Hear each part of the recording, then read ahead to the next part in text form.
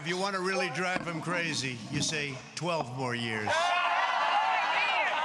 more years. Because 12 more years. we caught them doing some really bad things in 2016. Let's see what happens. We caught them doing some really bad things. We have to be very careful because they're trying it again with this whole 80 million mail-in ballots that they're working on, sending them out to people that didn't ask for them. They didn't ask, they just get them. And it's not fair, and it's not right, and it's not going to be possible to tabulate, in my opinion. It's just my opinion. We have to be very, very careful. And you have to watch, every one of you have to watch. Because bad things happened last time with the spying on our campaign, and that goes to Biden, and that goes to Obama. And we have to be very, very careful. Have to be very, very careful. And this time they're trying to do it with the whole post office scam. They'll blame it on the post office. You could see them setting it up. Be very careful and watch it very carefully, because we have to win. This is the most important election in the history of our country. This is the most, you know, for a long period of time, I would say, well, 2016, how special was that evening? Was that one of the great? That was one of the great evenings. But we have to be very, very careful, and we have to win. Our country is counting on it. This is the biggest. This is it. Our country can go in a horrible, horrible direction, or in an even greater direction. And before the plague came in from China, that's where we were going. We were going in a direction like we had never seen. The most successful economy in the history of our country, the best unemployment numbers in history for African American, Asian American, Hispanic American, women, college students, bad students, good students, everybody. If you had a diploma, if you didn't have a diploma, it didn't matter, you were doing well. Everybody was doing well. And we were actually coming together. You know, success brings people together, maybe better than anything else. Success brings people. So many times they say, we're divided. Well, we were very divided under President Obama, very divided. People have no idea how divided. They didn't talk about it as much. They didn't say it as much. But we were really coming together. And I was speaking with Democrats all of a sudden because the success, the markets were at an all-time high. And by the way, take a look at what's happening with the markets. Take a look at your 401ks, which you probably do every hour.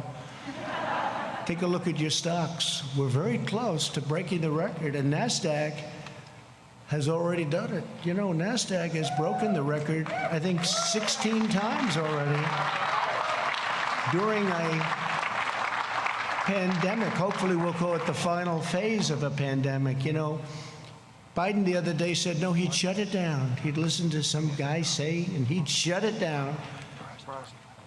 We just broke a record on jobs, an all-time record. There's never been 3 months where we've put more people to work, over 9 million people.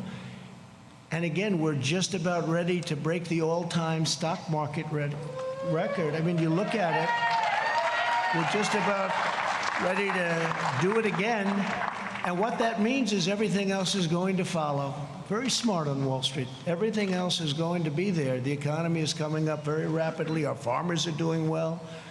Our farmers are doing well because I got China to give them $28 billion because they were targeted by China. I got the farmers $28 billion, 16 and 12. That's why. So in spite of the pandemic, and our farmers did a great job in supplying food and all of the difficulties during this period of time, but we're getting ready to do things like nobody's ever seen before. But the best way to bring unity is success. Success brings unity, and we were there, and then we got hit with the plague. But we won't forget that. I just want to thank the people of North Carolina because, to be honest with you, I felt an obligation to be here. You have a governor who's in a total shutdown mood. I guarantee on November 4th, it'll all open up. It'll be fine, like most other states. On November 4th, you know, these Democrat governors, they love shutdown until after the election's over because they want to make our numbers look as bad as possible for the economy. But our numbers are looking so good. And frankly, I used to say a V, and people would say, well, maybe not. I don't think so. Some would say, no way. We have a super V. You're right. It's now looking like it's a super V. Our automobile numbers are incredible, both used cars and brand new cars. Our manufacturing numbers incredible. We're putting a lot of manufacturing jobs to work that the previous administration said you'd need a magic wand. You'd need a magic wand for manufacturing jobs. I don't think so. I guess we had the magic wand, that's all. But we're putting them, again, we're putting them back. We're bringing them back. But think of your life just prior to the plague coming in. It was the best it's ever been. Your state had the best numbers they've ever had by far. And we had the best employment numbers also. We were up to 160 million jobs. We were never anywhere near that. And then we had to shut it down. We saved millions and millions of lives. We learned the enemy. We learned all about the invisible enemy, how it affects really people that are older, especially older people, the elderly, but older people with problems with heart, with diabetes, with other problems. And we learned, and most of the country is right now doing very, very well. They've done an incredible job. And to have a man sitting on television the other day say, oh, I'd shut it down. Oh, I'd shut it down. Like it's easy, shut it down. And by the way, when you shut it down, and we did the exact right thing, we shut it down, then we reopened, and that's what we're doing now. We're well into it. But if we didn't shut it down at that point, we would have had millions of people dead, millions of people. You see the numbers. The job that Mike Pence and the task force and all of us together have done has been incredible, what we've done, what we've achieved, whether it's ventilators, whether it's supplying equipment to governors that were totally ill-prepared. Many of the governors were totally ill-prepared. Nobody wants to say that, but it's supposed to work that way, Federalist. It's supposed to work that way. The governors are supposed to do it. Many of them did a fine job, and many of them came back well. But most of them didn't have the equipment that they should have had. Few of them had the ventilators, which are very, very complex machines and hard to make and hard to manufacture and expensive. And we're right now making thousands of ventilators a month, and we're sending them. We have all we can use. Our whole country, every state, we're stocked. We're stocked. And I always say it, I'll say it again. There's never been a person that needed a ventilator that didn't get a ventilator. Every single person that's ever needed a ventilator, with all that you've heard, with how much, you know, they said we didn't have. Again, I took over a country whose military was depleted and whose cupboard on this front were bare. The cupboards were bare. We didn't have anything. We didn't have a thing. We had very, very little. And we did a great job. We haven't been given, and it's not for me, it's for the incredible people, the generals, the admirals, all of the doctors, the nurses. And yet you saw yesterday convalescent plasma. You saw remdesivir. You'll soon see vaccines pouring out years ahead of what they would have been under a more traditional, let's use that term because it's nicer, a more traditional administration, where they would have taken years to come up with this stuff. We're coming up with it like nobody's ever seen before. The FDA, Dr. Hahn, I want to thank him. Alex Azar, I want to thank him. They've come with things and done things that have never been done in terms of speed and frankly in terms of quality. If you look at what we're doing and what we're coming up with, drug companies are coming out with vaccines that are, I've seen some results already. It's going to be very, very soon. They're in stage 3 trials. It's unheard of. We wouldn't be there for 2 years if this were a more normal situation. So I just want to thank everybody for being here. And again, I felt an obligation to come to North Carolina. It's been a place that that's been very good to me. You know, we won a lot of victories here. I haven't been doing this that long, but I won every chance I had in North Carolina. I even stole a great chief of staff, Mark Meadows, right? I stole him from North Carolina. And he left Congress as a very popular guy. Could have been there for a long time if he wanted, and he came in. And by the way, you have a fantastic young gentleman going to take his place. He's a fantastic young guy, and he's going to be a real star in the party. He's going to be a real star in the party. So I just want to thank everybody from North Carolina. And I do want to show a little bit of a difference, because another state that's been very good to me is Wisconsin. And Joe Biden was going to have their convention in Milwaukee, and they didn't go there at all. They didn't do this. We did this out of respect for your state. We didn't do this for any other reason other than respect for the state of North Carolina, because we said we wanted to hold our convention in North Carolina, and I think you're going to remember that, frankly, on November 3rd. We wanted to hold our convention in North Carolina. So I did that out of respect. And if you had a governor that would have let us have some people. He actually told me this. We had an arena that holds 19,000 people. It was totally jammed, sold out. Every hotel was full, everything. And I called him. He said, but we have a shutdown going on. And according to the rules and regulations, now this is 19,000. He did say it. I don't think he'll deny it.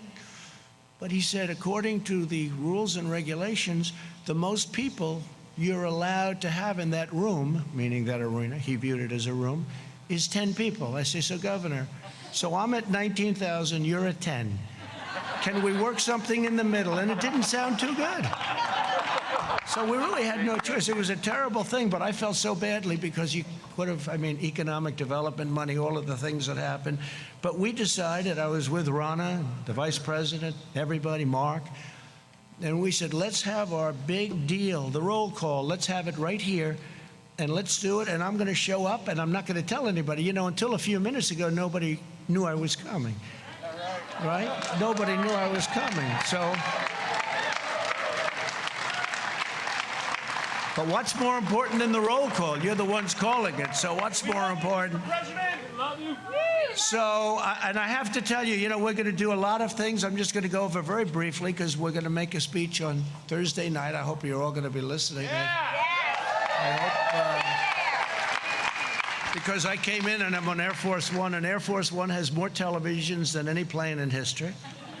They've got them in closets. They've got them on ceilings, floors. They've got more television. You can't escape a television. And I turned to CNN, and they didn't have this. They weren't having it. Can you believe it? They didn't have it. No, CNN didn't have our roll call. Then I turned to MSDNC, as I call it. MSDNC, which is truly, it is a branch of the Democrats. It's right. It's a, I wouldn't say fully owned corporation, but it's certainly a fully controlled, or they control them. Nobody really knows who's controlling who. But, you know, they had it on television. I remember watching it, and it was interesting. You know, you see the different states, and we say this, and we say that, the great state of Alaska, the great state of Alabama, the great state of North Carolina, the great state of all of them. And it's very interesting to me. They had theirs on, but they didn't show it. Instead, they're showing the scam because they're trying to show the post office so that when their whole mail-in thing fizzles, they'll try blaming it on the post office. Okay, so they're showing these hearings that are very boring, actually. And they're not showing this either. They weren't showing this. And Fox had it on, but unfortunately, Fox wasn't showing it too much because they had the announcers talking. I said, I want to hear what they're saying. The delegates, I want to hear what they're saying. So I think we had to switch over to C-SPAN or to OAN or somebody. But I wanted to hear them. But I can promise you a few things. Number one, we will not be taking the word God out of the Pledge of Allegiance, okay?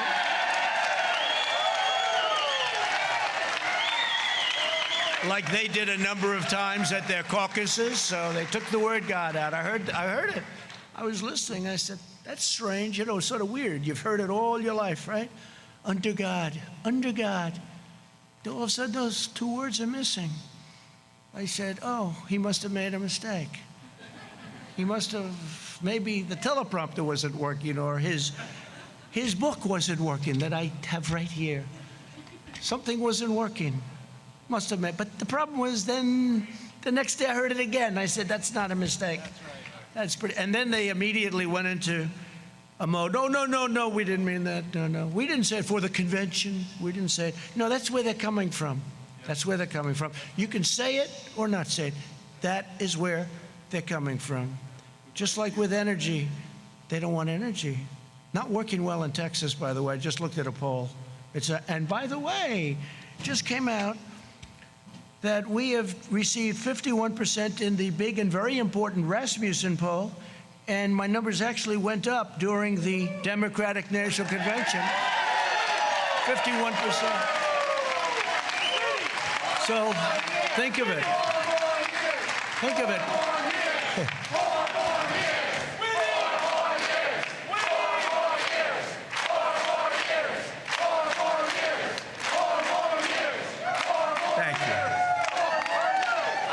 State, I like this place, and you're from all over the place, but this has been a good one for me. No, but think of it. So we're at 51% in Rasmussen.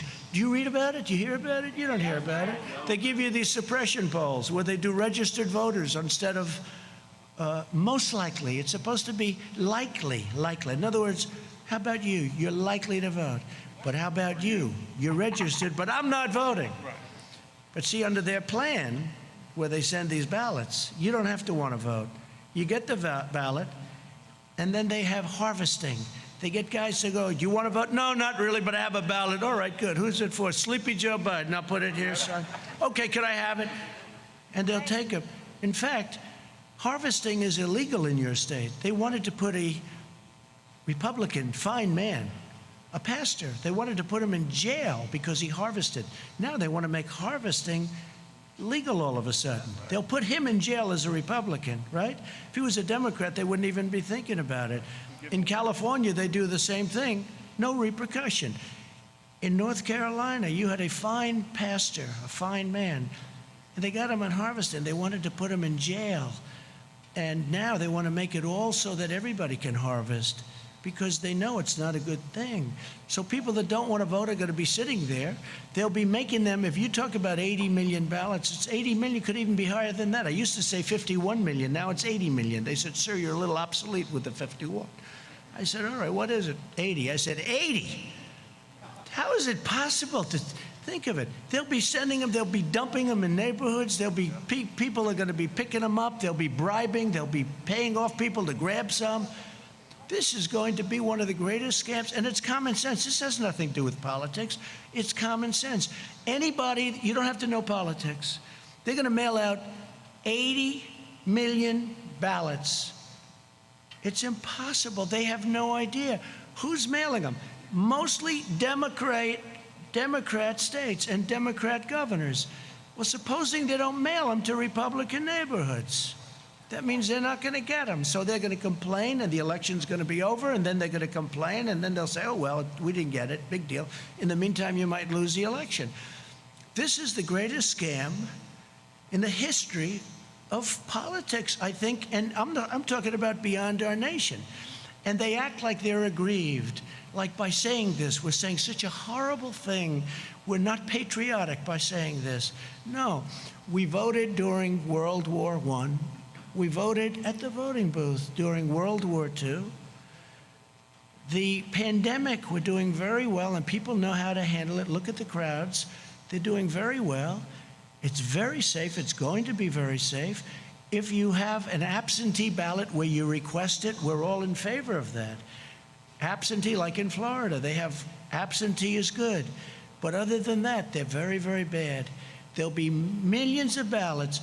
Take a look at New York. Take a look at Virginia. Take a look at New Jersey. All different cases. They just had one last night. Now they're thinking about recalling certain elections that took place with mail-in. And these are small little elections that are locally based, that are easy to run. Not millions, but thousands of ballots. Thousands. Hundreds of ballots. But these are small, and they can't control it. They said 23% of the ballots were defective.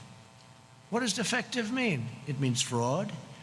It means a lot of things that we won't get into, because I don't want to be accused. You see all the cameras back there? It's the fake news. I don't want to be accused of anything. But what it means is They're trying to steal the election from the Republicans. That's what it means. In a very, very nice way, I will tell you, they are trying to steal the election, just like they did it last time with spying, and we caught them, and that included President Obama, and that included, let's be nice, Biden. This could only happen in North Carolina. But that included them, and they got caught. And then somebody said, well, what are you going to do? Well, we can't attack a president. Oh, I see. If it was me. They said, we can't attack a president. We caught him. We caught him cold. And they say, we can't attack. He was at meetings talking about it. And by the way, this was spying before and after. And I think it's a disgrace to our country. I think we can never let that happen again. But now they're doing something that in a certain way is more dangerous because it's more effective. They spied on my campaign. You know what they found? Nothing. But this is big stuff. This is stealing millions of votes, and it's going to be very hard. Now, we're in courts all over the country, and hopefully we have judges that are going to give it a fair call, because if they give it a fair call, we're going to win this election. The only way they can take this election away from us is if this is a rigged election. We're going to win this election. We're going to win this election.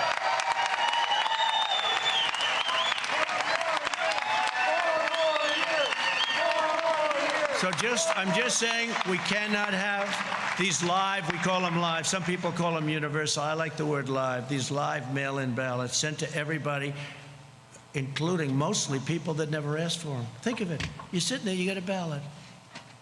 Here's the bottom line.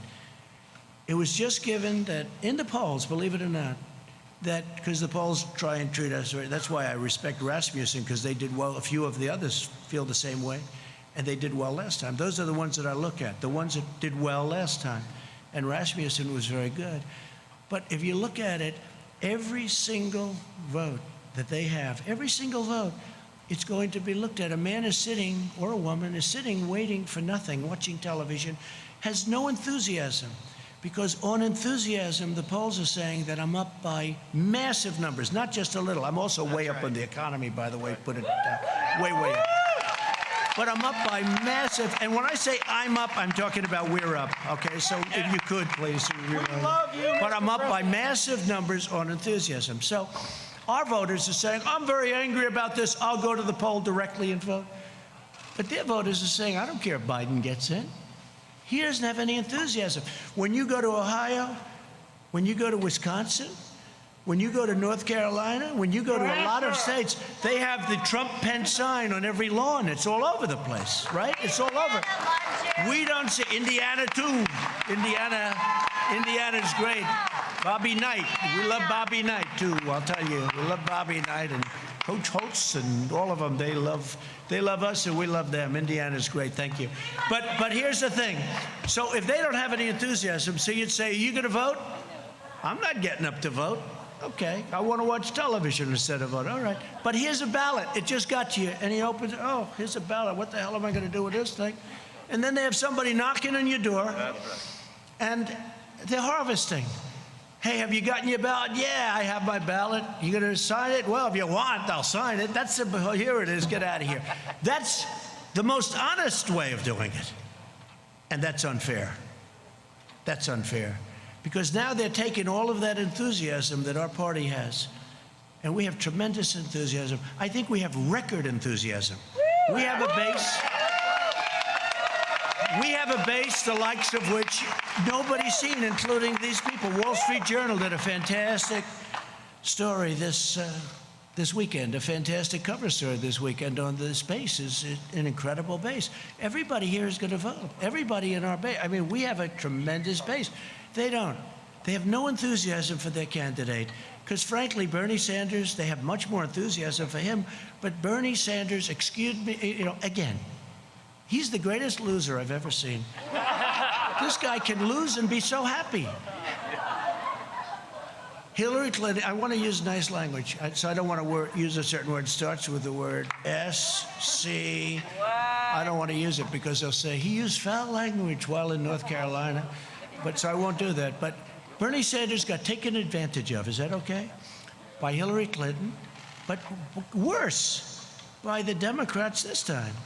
Because if Pocahontas, Elizabeth Warren, got out of the campaign one day prior to the Super Tuesday vote, Bernie Sanders would have won every single state, because Biden won by a little bit, and she didn't do well, but she took thousands and thousands of votes away in each state. If you add just a percentage of those votes back, that means that Bernie would have won easily the nomination. And I'm glad he didn't, because he had much more enthusiasm. Yeah.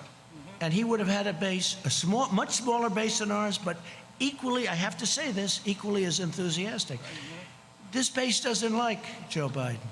They don't like Joe Biden. That's right. I think we're going to get a lot of votes. We did last time. People were surprised, primarily because of trade, because I know how other countries take advantage of us, and I understand that. And that's something that Bernie Sanders people really feel, because I understand trade. I've done USMCA now. I got rid of NAFTA, the world's worst trade. China tariffs. I mean, China had the worst year they've had in 67 years prior to the plague. The worst year they've had in decades and decades. And we had the best year we've ever had. But we took in billions from China. We never took in 10 cents from China. Never took in 10 cents. They took China for 25 years, and not only Obama, for 25 years, China was taking in anywhere between 200 billion with a B and $550 billion from the United States. I give them all the credit, number one, for being smart and outfoxing all of the people that stood here and their representatives. But China, we built China. We helped build. We gave them $300, $400, $500 billion a year. Because before that, and before the World Trade Organization and they getting into it, China was flatlined.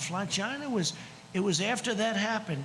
And then they took advantage of us because we didn't have people that were smart enough to see. And by the way, Biden would be the worst of all of them, because his son took out $1.5 billion and he gets fees on $1.5 billion, which is millions of dollars a year. Right. Give me a break. China will own our country if this guy gets elected. We can't let it happen. We can't let it happen. So we have a big one coming. And just to finish, enthusiasm. So they take the enthusiasm now out of the equation, because they're going to go knock on everybody's door. Here, would you sign this? Yeah, I'll sign it. Nobody knows who the hell is signing it. And they now want to have it where the signature doesn't have to be verified. No, that's right. The signature doesn't have to be verified.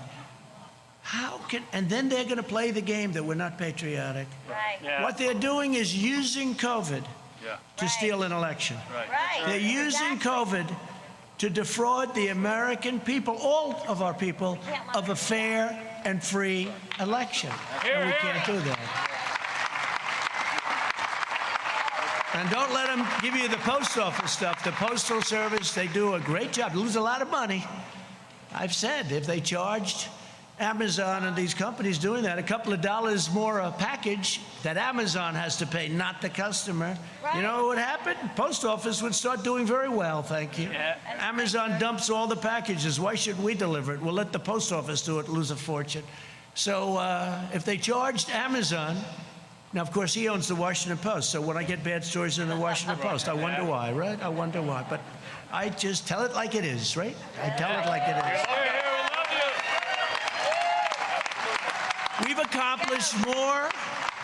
We've accomplished more during the first 3.5 years of this administration than any president in the history of our country. And I'm not even getting, pushback. I've been saying this for 2 years, for 3 years. I used to say it for 2 years, for 3 years.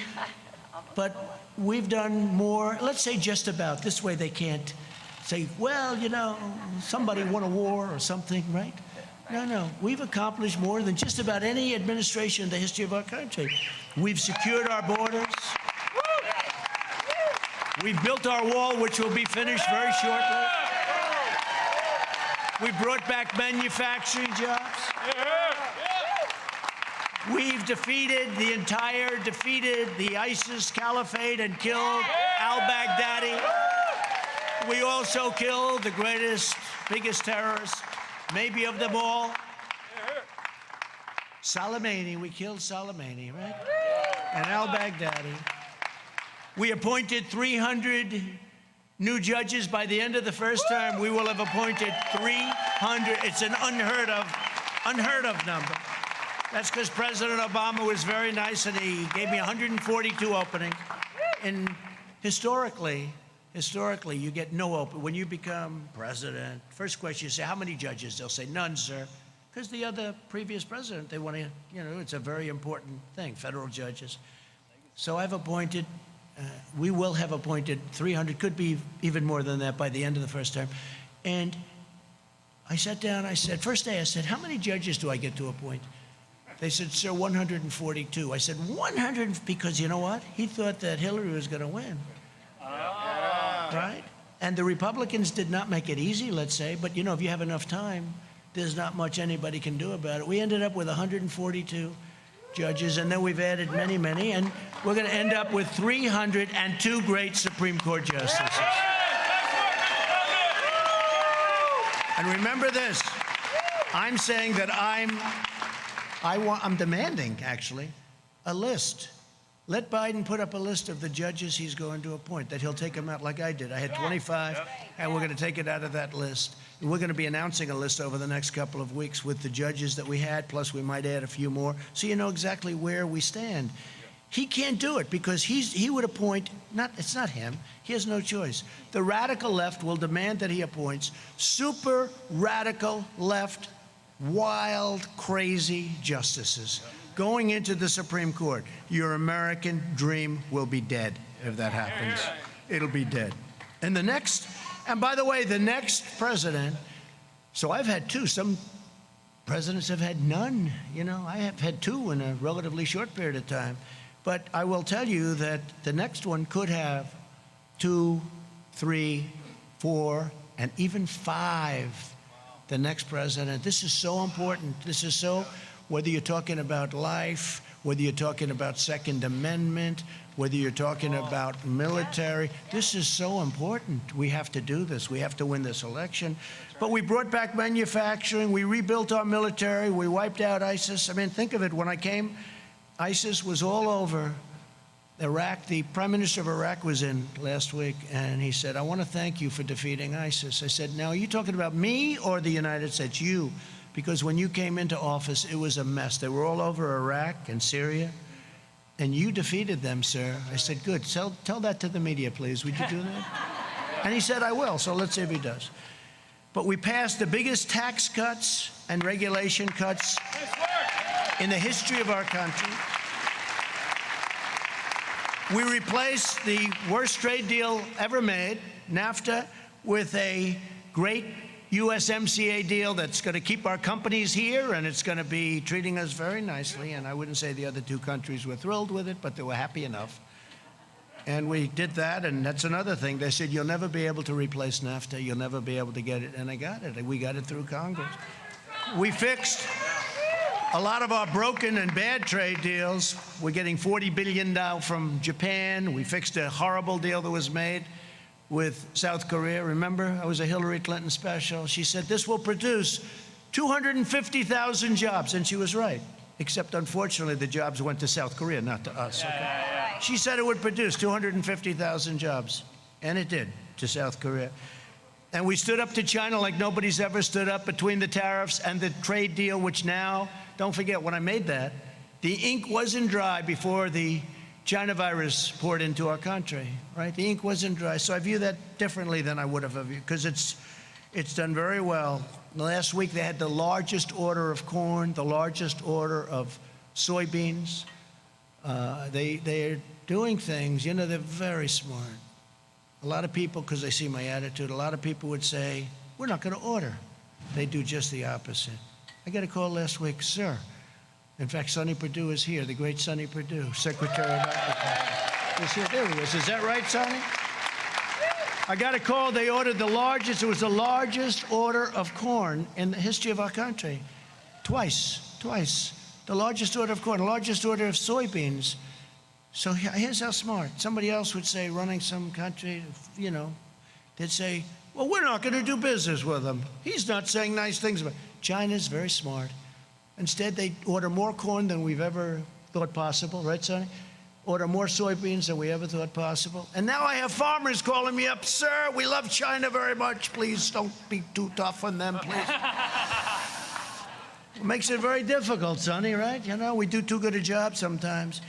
We've achieved American energy independence, and we're now #1 in the world by far. And I saw where these phonies, you know, they want to end everything we've done. They want to end it. They want to go to wind. They don't even know if they want to go to wind. I think they want to just basically close up our country because they're taking away our strength. But they want to do something. But there is no such thing. Solar can't do it. I love solar. It's all fine. You know, very, very heavily expensive, very expensive. But they want to go to other forms of alternative energy. And I think that's okay, except we don't have them.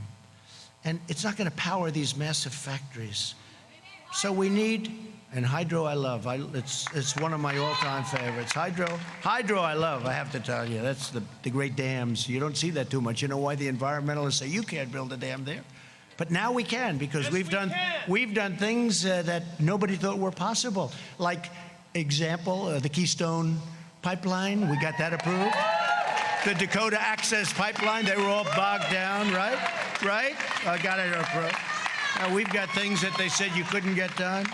So we're energy independent, and they said we want to ban fracking. Right? No fracking. They want to. How do you think they'll do in Texas, Oklahoma, North Dakota? Louisiana's going to love it. There's no fracking.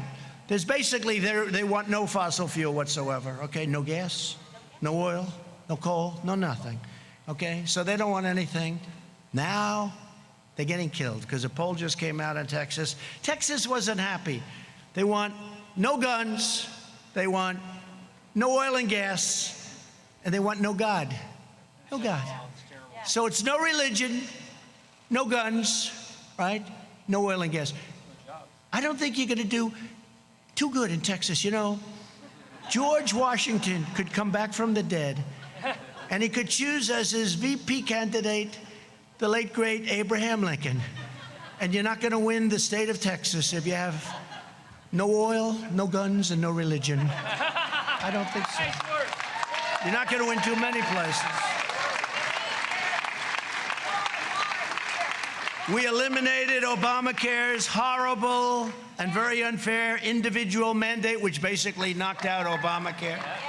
It knocked out Obamacare. We've protected your Second Amendment, so important. We've protected your Second Amendment. We've cut drug prices, first time in 51 years. We got drug prices down. Now I did a favored nations clause, meaning we pay the same price as the lowest country that has the best deal. The companies are going crazy, the drug companies. They're taking ads on me. I said, I went to Mark Meadows. I said, Mark, they're killing me. They're spending, they have nothing but cash, okay? Big Pharma, they call it, for a reason. There's nobody that gives the politicians more money than Big Pharma. Nobody, not even close. So I said, well, look, if you're not going to negotiate a fair deal, we're going to do a favored nations clause to the top people, the biggest guys. They said, no, don't do that, favored nations. No, favored nations, because, we have countries out there that are paying a tiny fraction of what our people are expected to pay.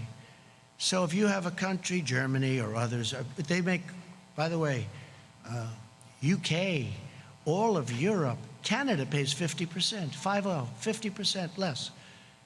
In fact, people leave our country, go to Canada, pick up their drugs, and they come back home. Can you believe it? This is the kind of difference. So I said, no, I want a favored nations clause. I also want a rebate clause, a rebate where instead of the money going to the middleman, who have to be the richest people in the world, they get so much. They get more money, frankly, than the drug companies. At least the drug companies make a product. So I wiped out the rebate where now it goes to people, and I instituted what's called a favored nations clause. And it's very simple. You have that in deals. It's whatever the lowest price in the world. We're the biggest purchaser of prescription drugs by far in the world. So whatever the lowest price is that other countries pay, So if you have a country paying 10 cents for a pill and we're paying $2.50, and it's not such an exaggeration, believe me, then we get it for 10. So what happens is that doesn't work, so they'll go up a little bit, we'll come way, way down. So I said, favored nations, I want to pay what the lowest price is anywhere in the world. We're the biggest purchaser. We want a favored nations. They had a heart attack, and then I signed it. They didn't believe it. They didn't believe it. And now what they're doing is they have ads, millions and millions of dollars worth of ads, that I've been horrible to the people because of drugs, and I believe in socialism. Socialism. You know why? Because some of the socialistic countries get the lowest price. So the only thing I have with socialism is I want to get their price, okay? That's the only thing. Other than that is our country will never be a socialist country. Okay?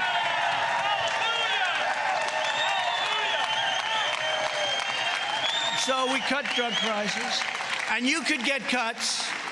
You could get cuts.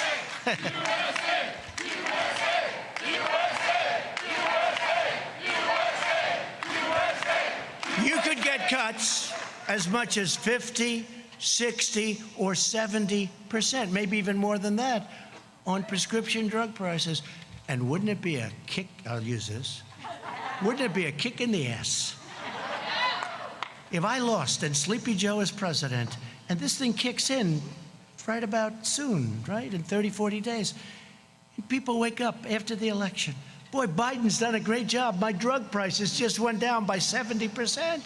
What a great president he's been. He's great. And Sleepy Joe would say, I thought about that, but everybody knew about favored nations, but nobody had the guts to do it. And I'll tell you, I was called by many politicians, please don't do it, sir. Please. I said, why? They don't want to tell me why. I know why, because, you know, they're politicians and they've been helped out. And I guess we have to understand that too. But the fact is that we signed a favored nations clause and a rebate clause, and your numbers are going to come down 60, 70%. And I hope you remember that on November 3rd, because nobody but me would ever do it. The other thing I've done, aside from very strongly protecting your Second Amendment, which was not easy. That was not easy. And by the way, they will take your guns away as sure as you're standing or sitting there. They will take your guns away. Either that or obliterate the Second Amendment. The right to bear arms. You have the right to bear arms, especially when you look at a Portland and you see how weak those Democrats are. The governor, the mayor, how pathetic. They let them riot every night. We're saying, let us come in and solve your problem. We will solve it for you in 1 hour, just like we did in Minneapolis, Minnesota, right? 5 nights, 6 nights.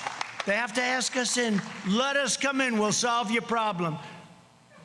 They're almost used to it. This is the way our whole country would be if you ever let a thing like this happen. Our whole country would be. So we protected your pre-existing conditions, very strongly protected pre-existing, and you don't hear that, but we very strongly protected your pre-existing conditions. So we got rid of the horrible individual mandate, which cost everybody a fortune, and we strongly protected. Every Republican is sworn to protecting your pre-existing conditions. It's very important. You won't hear that. You won't hear that from the fake news. We passed right to try. We passed VA accountability and VA choice. We mobilized the largest response since the Second World War. We are doing an incredible job on the China virus, but I'm going to talk to you about that Thursday night. Will anybody be listening on Thursday night? And just very quickly, in the second term, among many other things, we'll continue with our military. We built the strongest military by far. It was depleted. Hello, nice Marine back there. It was depleted like you wouldn't believe. We have the best jets and rockets and equipment of any kind. Tanks made in Ohio. Lima. Tanks made in Ohio. So we're going to create 10 million jobs, I think, very easily in the first 10 months. That's not, they want to raise your taxes. You know, all my life I've heard as a politician, you like to lower taxes, right? This is the only election where somebody said, we're going to raise your taxes. They're going to raise your taxes, quadruple your taxes. They're going to add on to the regulations so that all of these projects that we got started that are great projects, they won't be able to get built. So they're going to raise your taxes. They're going to raise your regulations, make it impossible to build a highway. It used to take 17 years, 18 years, 20 years, 21 years, long time in some cases, to get approval to build a highway, right? We have it down to 2 years now. We're going to have it down to 1. And it may get rejected for environmental or safety reasons, but we're going to know it very quickly. We're not going to take 17 years. We could name highways. They took forever. End up costing 100 times more, and they're not as good. Some of them go in circles, I mean, to get to a point. They want to miss a certain nest. So let's spend $37 million to miss. Look, we've got to be smart. We've got to be smart. We've got to win an election. Also, we're going to create tax credits for companies that bring our jobs back from China and other countries and impose tariffs on countries that take advantage of the United States. And they've been taking advantage of us for years and years, and I've already done it in certain cases. We have countries that tariff us and we don't tariff them. So they tariff us. It's very simple. It's called reciprocal. They tariff us, we tariff them. That's right, President. Thank you. Right. We are going to fully fund law enforcement and hire more police.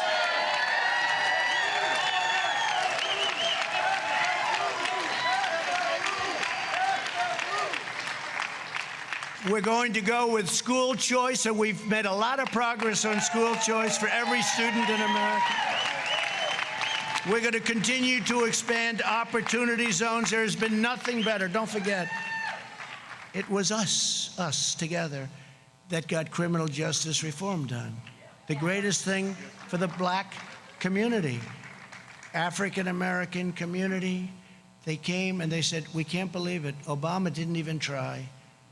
And not only that, I got funded the historically black colleges and universities. I got them funded. They weren't funded. They were year to year. They didn't know if they were going to be around for another year. And they'd come in to the White House, and after 3 years, I said, why do you guys keep coming back? Well, it's a year-to-year deal. I said, that's not fair. So you have to come back every year. And we got them long-term financing and long-term funding. Nobody's done more for the historically black colleges and universities than Donald Trump. Nobody. Nobody's done more for the African-American community. No president has done as much as anybody since Abraham Lincoln. It's true. It's true. Criminal justice reform, opportunity zones with Tim Scott of South Carolina. He's a great senator. He's a great gentleman. Tim Scott is fantastic. Opportunity zones. But think of it, criminal justice reform, opportunity zones, the colleges and universities. What we've done has been amazing. But the most important thing is, prior to the virus, the greatest job numbers in the history of the African-American community, the Hispanic community, and the Asian, as I said. So I just want to thank everybody. We're going to get rid of our sanctuary cities as soon as we can so that they don't protect.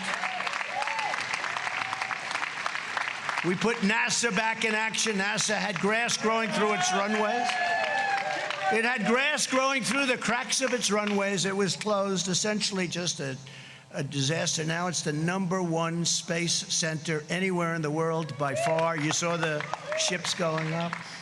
And for some reason, a lot of rich people like rockets going up. And so we say, let's lease them our beautiful launching areas and let them send all the rockets. Let them pay for it. But we'll be landing on Mars. We're going to the moon. We're going to Mars. We'll be the first on Mars. Let's see if that happens. We have to do it. If we're here, it's going to happen. If somebody else is here, probably not. But I just want to, again, thank you from the bottom of my heart. You're incredible warriors. You have incredible strength. You have unbelievable intelligence and patience. It's a combination of both. I don't know which is greater, the intelligence or the patience, but let's assume it's the intelligence, okay? But I have to tell you, I think we have the greatest base of support anywhere, at any time, any election, and people are starting to find that out. They found it out in 2016, and I will be honest, this election, I believe we have far greater enthusiasm in this election. That's right. And we had a level that was a record, because they still don't believe what happened. They said, where are all these people coming from, right? We love you. People that were great Americans that never voted, but they were good because they didn't like who they were watching or looking. People were great. They didn't vote. I'll never forget, a congressman from Tennessee came up. They do very early voting. Tennessee, a great state. And they had just started voting, and I was in Pennsylvania making a speech, and he said, sir, I don't know, I can't speak for anybody, but I'm from Tennessee, and I've been doing this for a long time. He said, I've never seen anything like it. People are coming from the valleys and the hilltops, and they're coming from the cities. They're coming from all over. I never said they're coming out of the rivers. They're coming along those beautiful war fields that we have. They're coming from everywhere. Sir, I've never seen anything like it. But if other states are like Tennessee, you're going to win this election. He was the first one to say it. He was the first one. They came from the mountains. They came from everywhere. He said, I've never seen anything like it. And people that be having trumpets and the hats, these are people that never were political people. They never wore a pin in their life having to do with politics. It's been an incredible experience for me. It's been an incredible experience, I think, for everyone. And I'll tell you what, next year is going to be it's going to be a great, great year. It's going to be a year of tremendous success. We're fighting off this horrible thing that was delivered by China, and it was by China, and we're never going to forget it, and I let them know. We're never going to forget what they did, because you know what? We're going to do great economic history of your state, but we're going to do better economically than we did last year. But we can never forget the 175,000 people, which will go up. Remember this, though.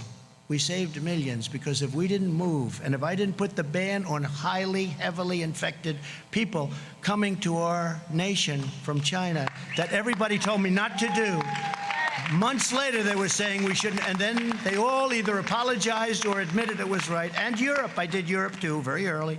If we didn't do that, our numbers would be at a level like you wouldn't believe. So I just want to thank everybody for this incredible support. Be very, very careful. This is going to be, and I really believe this is the most important election in the history of our country. Yeah, it is. Don't let them take it away from you. Don't let them take it away. North Carolina, we love you. That's why I'm here. Thank you very much. Very special people. Thank you. God bless you all. Thank you.